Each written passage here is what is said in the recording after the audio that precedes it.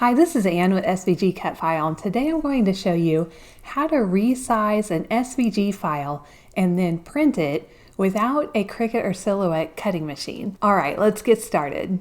Okay, so here's the SVG file that I want to print. And let's say I don't have a Cricut machine or something that will allow me to open SVG files. So we need to convert this to a PNG file or JPEG or something like this. So the easiest way to do that is to go to vector.com.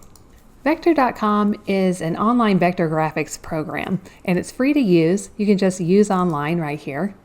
You might have received a PNG file with your SVG file. The PNG is really more for viewing, but if it's big enough, it works fine for printing too.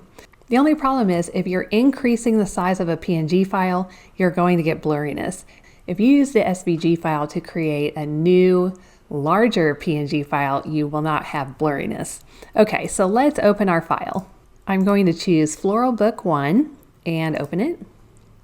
We can use this program to change colors and that kind of thing, but I'm just going to show you how to export it as another file type. So we'll come up here to export, this little green arrow button. And here we can choose PNG. We can also change the size. So if the size is too small, you can make this, let's try 700.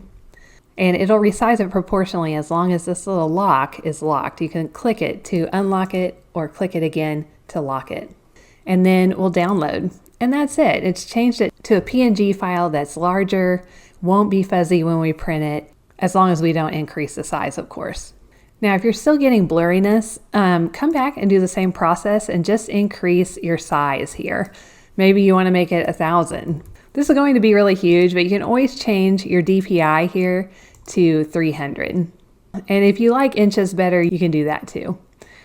So maybe we want this at 10 inches by 8 and 300 DPI. So we'll download that. And when we look at this, it's very crisp and clean. Now, PNG files are supported in almost every program. Like you could put this in Microsoft Word and it will print just fine. You can double click on it, bring it up into your image viewer, whatever your computer has, and then just go to File Print.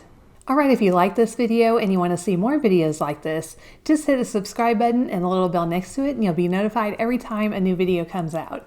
All right, I'll see you in the next video. Thank you.